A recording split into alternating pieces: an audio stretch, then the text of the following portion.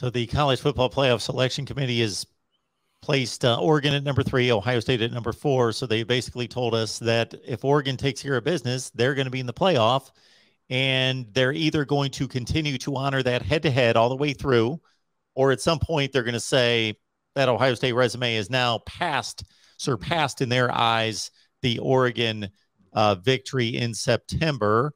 But as long as Oregon makes that top 4, and a lot of people wouldn't be too happy about playing Georgia, but that's obviously the thing to consider. Yeah, I think the committee is going to have a lot of questions on their hand, and I do think that they're going to think more about the matchups maybe this year than in previous years.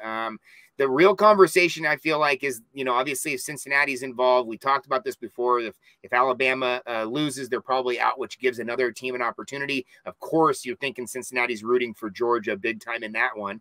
But, for Oregon, the committee's also kind of said with the Michigan State thing that they'll just kind of look at the eye test and say who won. It doesn't really matter who won on the field because they think the other team's better.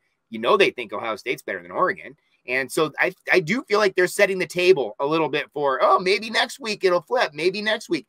Because, again, I look at this through the lens of it's like a reality show, right? I mean, this thing, we want to think it's real, but, got some question marks about it. The real question is, if it all plays out, if you have something like Cincinnati, Georgia, Ohio State, and Oregon, I think people would be okay with that.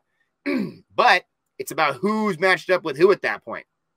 Obviously, if you're the Ducks, you would hate to be number 4 and see Georgia because you think Georgia's a steamroller. But you could get pushed up against Ohio State again. I don't know if Oregon fans want to see a rematch. This could be a real situation where I got you one time. I don't know if I really want to see it the second time. Because, again, most of the country, maybe even you and I would agree on that one. We'd probably think Ohio State will win the second time.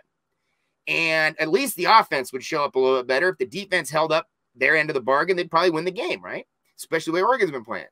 So Oregon's kind of thinking, well, how do we play Cincinnati then? If it all works out. But then there's a nightmare scenario because you don't really know what you have there. Strength of schedule is one thing, but anything goes in a one game. That's why you play the games. So it's really interesting. I think this is the year, to be brutally honest, that Oregon might want Bama because this is the one year where Bama's offensive line doesn't look as dominant and Oregon's defensive line looks really good.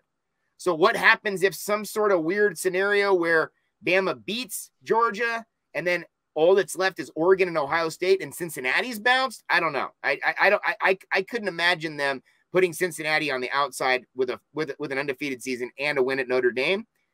But stranger things have happened. There it is. Oregon, Utah should be a fun one. Folks, check out some Pac-12 football and see if those Ducks can make it another week through. And then that sets up Oregon State, obviously, in week 12. And then a Pac-12 championship game rematch with those guys from Utah.